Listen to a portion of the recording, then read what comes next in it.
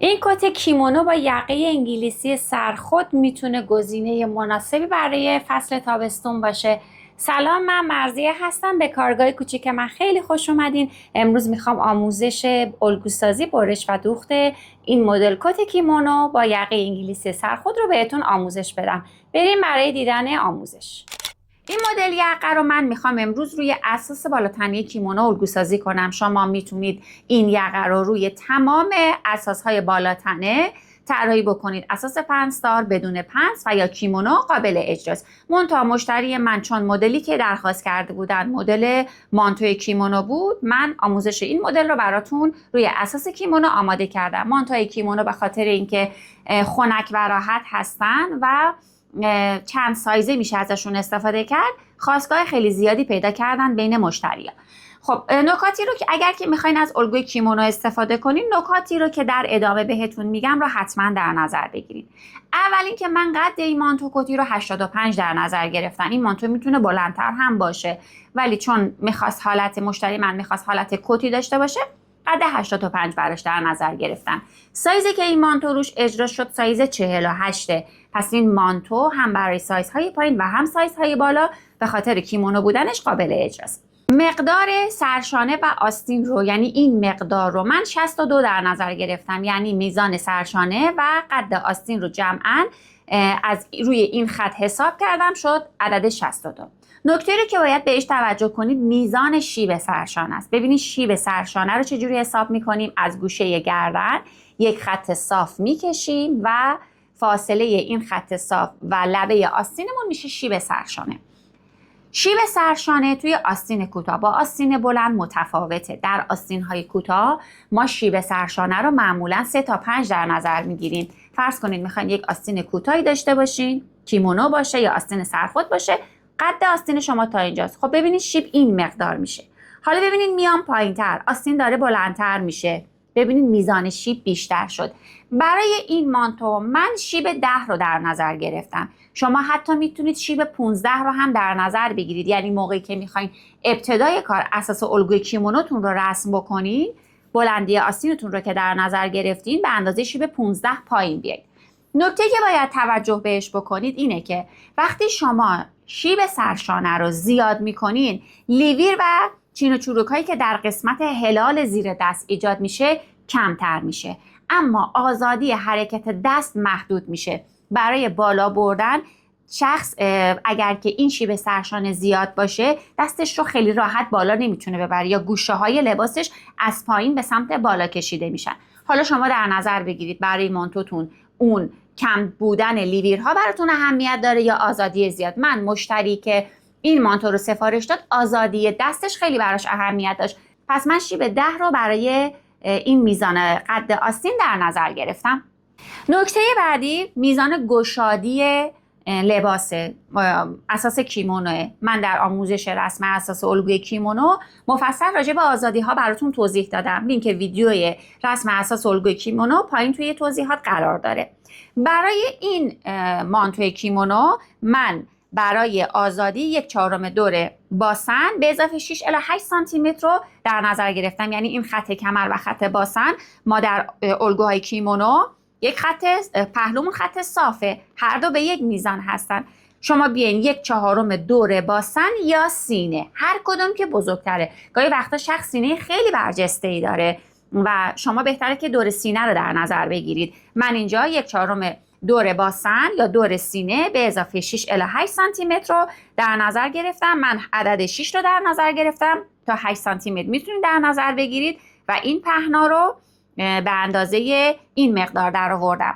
حالا میخوام هلال زیر دست رو رسم بکنم. برای رسم هلال زیر دست میام این خط رو، شما به روش‌های مختلفی میتونید هلال زیر دست رو بکشین. گفتیم توی رسم اساس الگوی کیمونو میتونید از اینجا مستقیم وصل کنید به پایین لباس، میتونید وصل کنید به خط کمر، میتونید وصل کنید به مابین خط کمر باسن.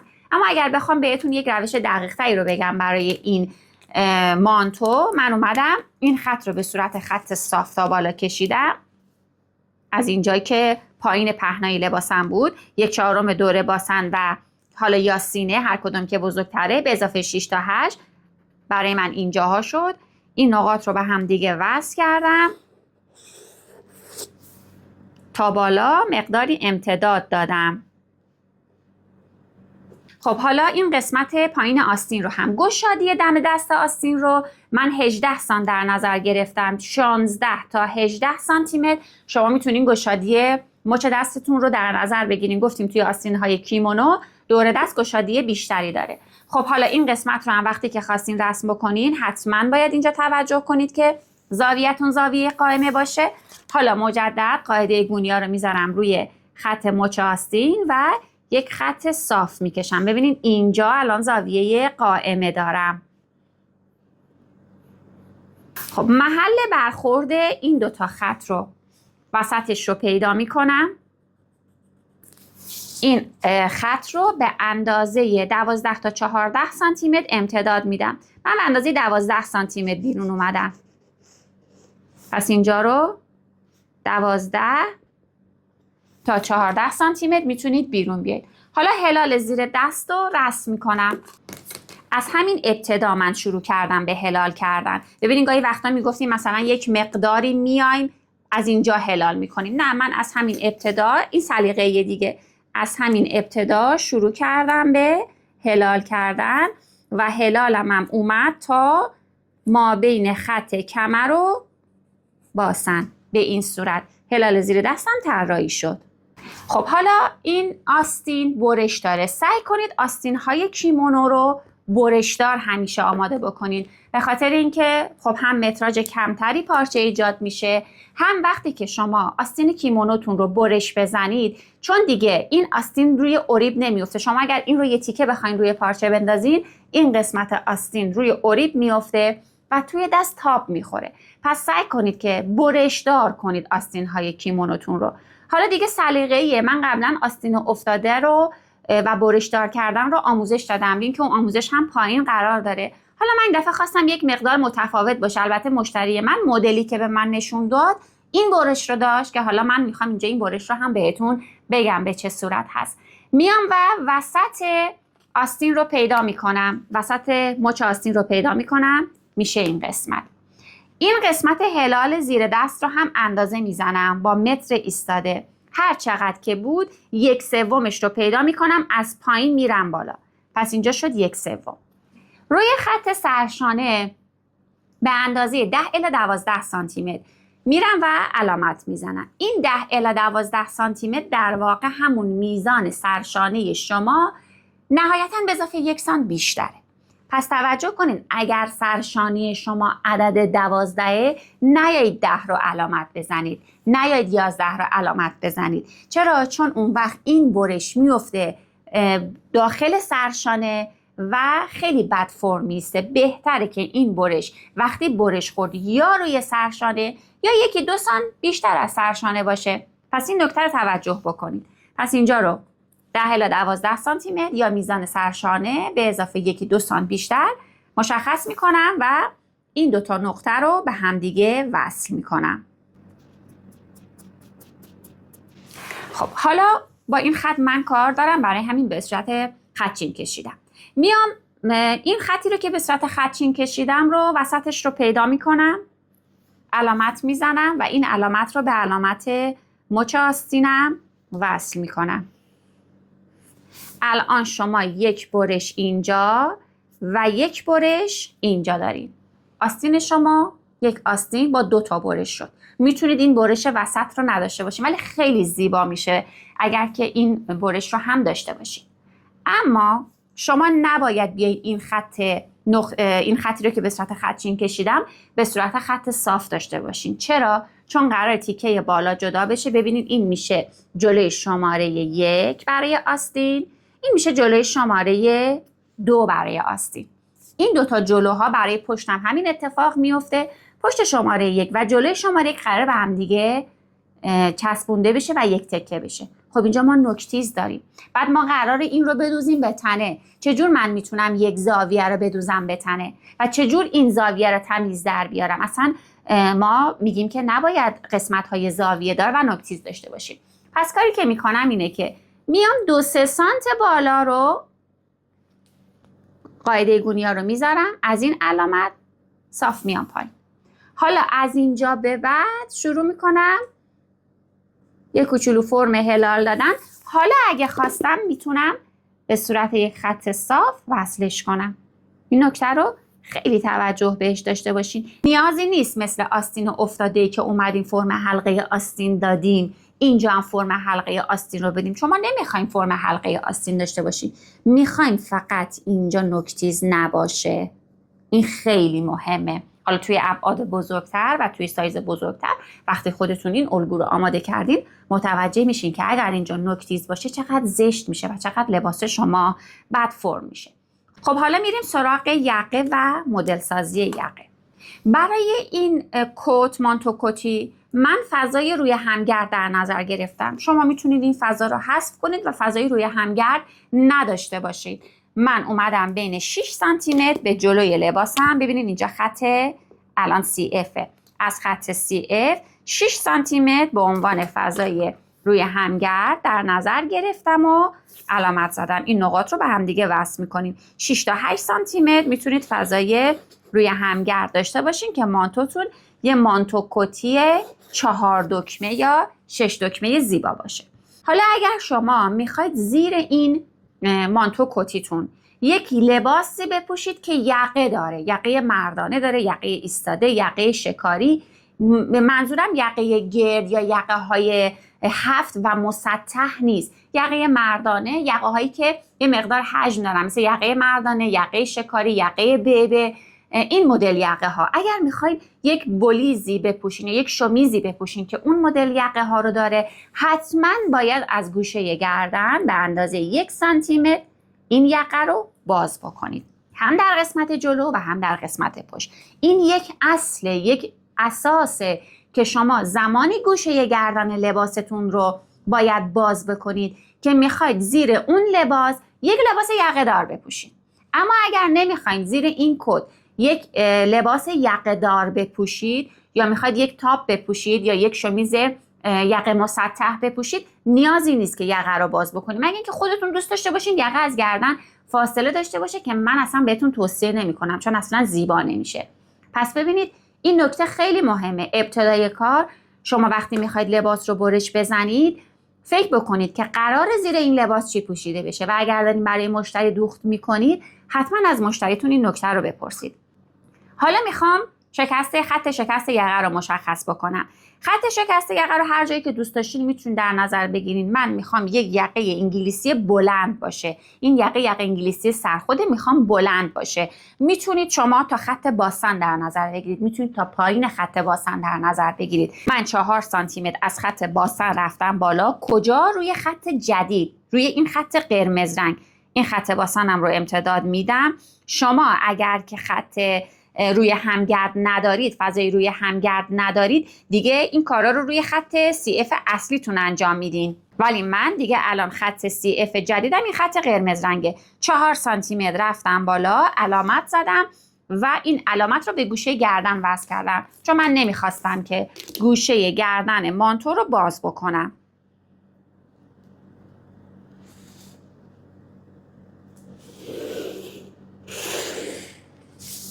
این میشه خط شکست یقه.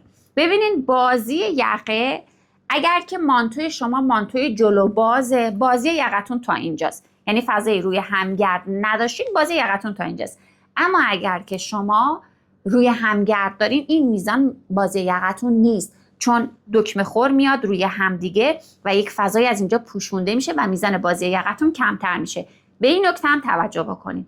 این یقه احتیاجی به لقی نداره چون مانتوی گشاده. ما زمانی برای خطای شکست و برای یقه های باز لقی میگیریم که مانتویی باشه که میخواد فضای زیر سینه، مانتو میره زیر سینه، اون برش ها رو داره، اون حالت یک مقدار جذب رو داره و وقتی که میره زیر سینه یقه میپره بالا، پس باید براش لقی بگیریم. اما مانتوی کیمونو، مانتوی گشاد، مانتویی که قراره مانتوی جلو باز باشه اصلا نیازی به گرفتن لقی نداره. خودتون رو زیاد درگیر لقی ها نکنید. حالا میخوام پهنای یقه رو مشخص بکنم. من پهنای 7 سانت برای یقم در نظر گرفتم. 6 تا 8 سانتی متر یک عدد معقولیه از گوشه گردن. حالا یا این گردن یا گردن جدیدی که باز کردید. اگر که باز کردید به اندازه 6 تا 8 سانتی متر میام و یک علامت میزنم. خب این میزان میشه پهنای یقه من. خب حالا دال یقه رو میخوام طراحی بکنم. برای طراحی دال یقه باز شما این کاملا دل بخوایی و سلیقه‌ایه. ببینید میخواین دال یقتون کجا باشه. من میخوام دال یقم نزدیکای خط کمرم باشه، نهایتا 1-2 سانت بالاتر از خط کمرم. شما اگر دوست داشتید میتونید بالاتر بیارید، میتونید حتی پایین تر بیارید، ولی دیگه خیلی پایین نیارین چون زشت میشه و ما قرار اینجا فضای روی همگردم داشته باشیم. به این نکته هم توجه بکنید، دیگه پایین تر از خط کمر نیارید. اگر فضای روی همگرد دارین میتونید ببرین بالاتر. من اومدم روی خط کمر 1 سانتی متر بالاتر از خط کمر و دال یقم رو طراحی کردم. به چه صورت؟ قاعده گونیا رو میذارم روی خط شکستم، 1 خط صاف به طول 10 سانتی متر میکشم. پس طولش رو 10 سانتی متر. میتونه بیشتر یا کمتر هم باشه. من 10 در نظر گرفتم. خوبی این یقه اینه که شما الان میتونین بگین من دوست دارم دال یقم اینجا باشه، چون دارید روی کار یقتون رو میبینید که داره کجا میفته. یکی ممکنه بگه نه من دوست دارم دال یقم تا اینجا بیاد، یکی دوست داره بگه نه من دوست دارم دال یقم باریکتر باشه. دیگه این دست خودتون و سلیقه‌ایه. پهنای بین دال یقه من 5 سانتی متر بود. از این علامت 2.5 رفتم بالا، یه علامت زدم، 2.5 اومدم پایین، یه علامت زدم. این خطی رو که 10 سانت بود رو نصف کردم و این نصف رو وصل کردم به علامت بالا و وصل کردم به علامت پایین. این علامت رو وصل میکنم به گوشه، به اون علامت سرشانه.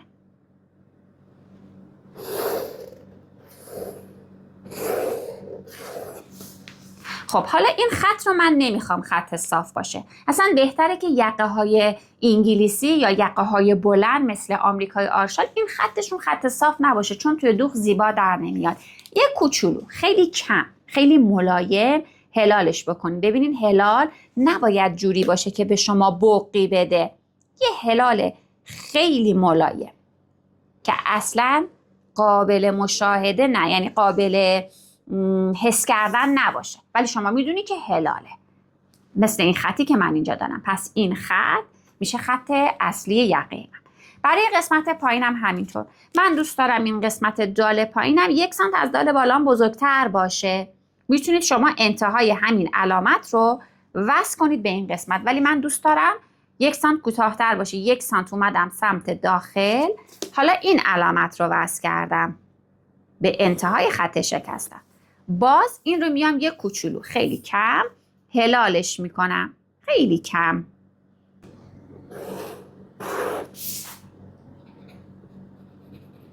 به این صورت. این شد یقه انگلیسی سرخود من. حالا من این یقه رو باید به سمت مقابل منتقل بکنم. به 2 صورت میتونم این کار رو انجام بدم، یا رولت بکنم یا کپی بردارم، که هر 2 صورت رو بهتون آموزش میدم. روش اول انتقال به کمک رولته. من میام و خط شکست رو به سمت داخل تا میکنم، به سمت پشت کاغذ الگوم تا میکنم، فقط خط شکست رو. خب ببینید به این صورت خط شکست رو من اومدم و تا زدم به سمت داخل. کاری به خط CF ندارم. حالا میام این یقه رو رولت میکنم. ببینید از خط شکست، از اینجا این رو رولت میکنم.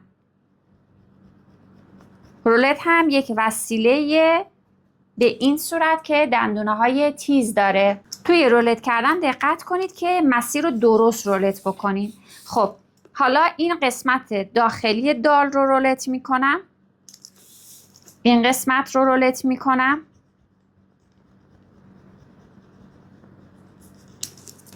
و قسمت بیرونی یقه بالا رو، اون خط هلال رو. خب تا سرشانه. حالا سرشانه رو تا محل این یقه، این 6 تا 8 سانتی متری که بیرون اومدیم، این رو رولت میکنم. حالا وقتی که کاغذ رو برمیگردونم، رد رولت من روی کاغذم افتاده. ببینید رد رولت روی کاغذ الگو افتاده. حالا این نقطه چین ها رو به هم دیگه وصل میکنم. خب برای روش دوم اگر که رولت ندارین، شما اول این محدوده یقه رو پررنگ بکنید. حالا از محل خط شکست این دفعه کاغذ الگو رو تا کنید به سمت داخل. شما وقتی میخواین این مدل یقه های سر خود رو طراحی بکنید، حتما باید یک فضایی رو از جلوی الگوتون خالی بذارین یا کاغذ بچسبونین که بتونین این کارها رو انجام بدین. خب از خط شکست این دفعه میام کاغذ الگو رو تا میکنم به سمت داخل. حالا ببینین من چون اومدم در مرحله قبلی این دور تا دورش رو پررنگ کردم، وقتی کاغذ رو بذارم ردش از اینجا پیداست. خیلی راحت میتونم یقه رو بکشم. کاغذ من با این که ضخیمه، کاغذهای الگو ضخامتشون کمتره ولی ردش مشخصه.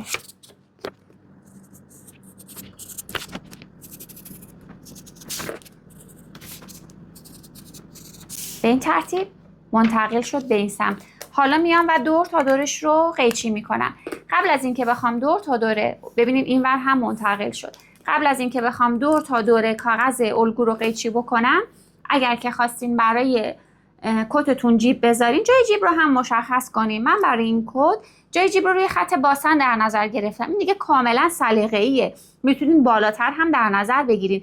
معمولا جای جیب بین خط کمر و باسنه، ولی خب مدلی که مشتری به من نشون داد جیبش خیلی پایین بود، حدودای خط باسن بود. از خط دکمه خورم به اندازه 14 سانتی متر فاصله گرفتم. دهانه جیب رو بین 12 تا 14 سانتی متر در نظر بگیرید و این قسمت میشه فضای دهانه جیبتون که حتما باید روی الگوتون مشخصش بکنید. وقتی که الگو رو بریش زدین، حتما باید این قسمتی که قسمت خط شکست هست رو علامت بزنید که روی پارچه منتقلش بکنیم. دور تا دور الگو رو میچینم. خب الگوی پشت رو هم طراحی بکنیم. برای طراحی الگوی پشت من کاملا مخالف این نظر هستم که عده‌ای میگن همین الگوی جلو رو فقط مقدار گردنش رو کمتر کنیم و روی پارچه بندازید. چون اگر این کار رو بکنید قطعا سرشانه لباستون به سمت پشت کشیده میشه، مشکلی که اکثر لباس ها شما میبینید این مشکل رو دارن. کاری که میکنید همون الگوی پشتی رو که بهتون آموزش دادم توی اساس الگوی کیمونو، همون رو بیاید الگوی پشت رو فقط همین طراحی آستین رو روش انجام بدین. هر چقدر روی سرشانه جلو رفتین اینجا هم برید علامت بزنید. از این قسمت هلال زیر دست رو خواستین طراحی بکنید، به پهنای قسمت پایین در جلو و پشت یکی باشه، به همین فرم هلال رو طراحی بکنین. این خط رو نصف بکنین. تمام کارهایی رو که برای طراحی آستین قسمت جلو انجام دادین روی الگوی مخصوص پشت انجام بدین.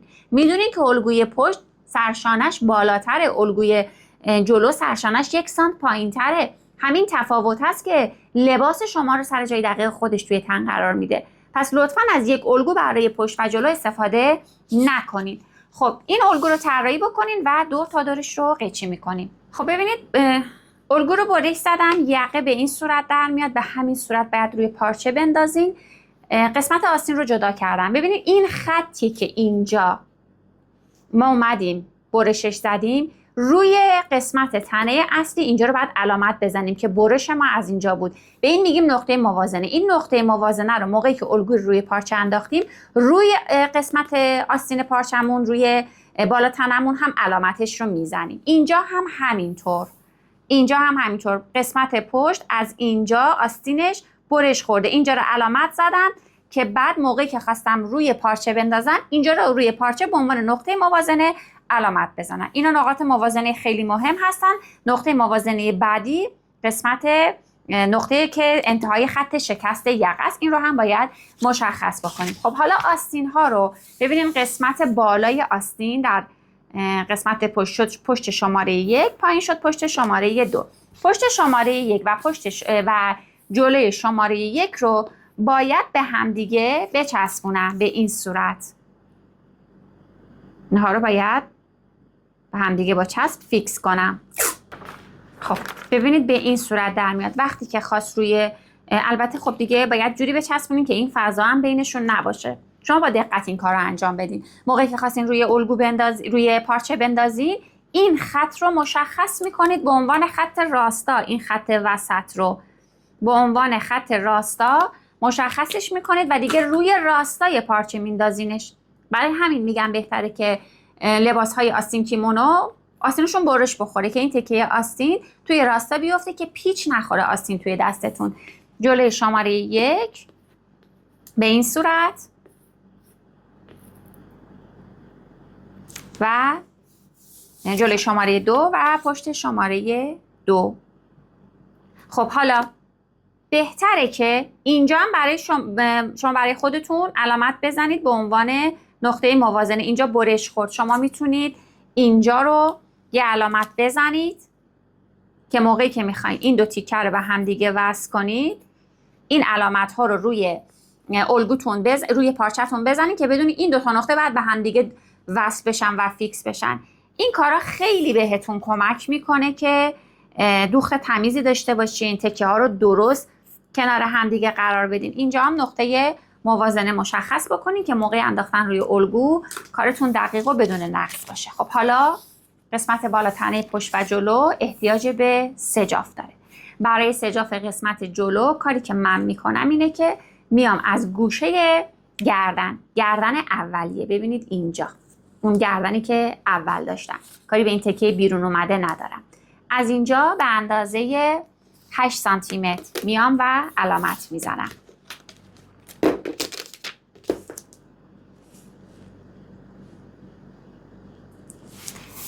روی خط باسن هم به اندازه 6 تا 8 سانتی متر، از پایین هم به اندازه 6 تا 8 سانتی متر این علامت ها رو به همدیگه وصل میکنم. فقط اینجا موقع اتصال شما هیچ تیزی نباید داشته باشین. کل این قسمتی که دارم هاشور میزنم ازش کپی برداشته میشه و میشه سجاف یقه لباس شما. پس کلش رو شما باید سجاف بردارین. حالا کاری که من کردم اینه که اومدم سجاف رو بخشیش رو به صورت سر خود در آوردم. وقتی که شما سجاف رو به صورت سر خود در میارید هم توی مصرف پارچه صرفه جویی میکنید، همین که از کش اومدن سجافتون و اینکه حالا جلوی لباستون هشتی بشه جلوگیری میکنید. من اومدم از خط باسن به پایین، از اینجا از خط باسن به پایین روی خود پارچه، زمانی که خواستم پارچه رو برش بزنم به اندازه 8 سانتی متر فضا دادم، بیرون اومدم و به عنوان سجاف سر خود. بذارین کاغذ بچسبونم بهتون بگم. ببین موقعی که خواستم الگو رو روی پارچه بندازم سجاف رو تا اینجا در نظر گرفتم، یعنی سجاف رو الان هاشور قرمز میزنم براتون، از اینجا تا اینجا تا بالا این تکه رو به عنوان سجاف کپی کردم روی پارچه انداختم. از قسمت خط باسن به پایین رو کل الگوی بالا تنه رو انداختم روی پارچه. حالا که میخوام قسمت جلو رو زاپاس دوخت بذارم میام از خط باسن 8 سانتی متر هر چقدر پهنای سجاف رو اینجا در نظر گرفتم همونقدر میرم جلو، از انتها هم همینطور و همدیگه وصلش میکنم. میتونید این کار رو الگوتون هم مستقیم انجام بدین و این تکه اضافه میشه به جلوی لباسم، یعنی لباس من به این صورت میشه. شما میتونید روی الگوتون هم این کار رو انجام بدین که دیگه روی پارچه انداختن یادتون نره بعد این کار رو بکنین. پس سجاف پایینش میشه این تکه که سر خوده. برای قسمت بالا فقط تکه بالا رو به عنوان سجاف در نظر بگیرین. حالا توی مراحل دوخت دقیقاً متوجه منظور من میشید که به چه صورت عمل کردم. تمرکز این آموزش روی دوخت یقه است، برای همین تمام جزئیات دوخت یقه رو بهتون آموزش دادم. حالا هر چقدر در قسمت جلو از گوشه سرشانه رفتین در قسمت پشت هم همون مقدار میرین.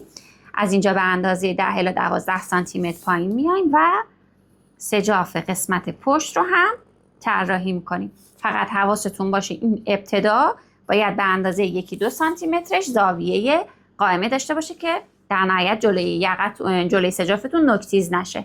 از این قسمت هم یک کپی برمیدارین و روی راست دلای بسته، اینجا روی دلای بسته است، قسمت پشت کلا روی دلای بسته میفته، سجافش هم روی دلای بسته پارچه میفته. الگوها رو که آماده کردین روی پارچه میندازیم، زاپاس 1 سانت میذاریم، برش میزنیم و میریم برای مرحله دوخت.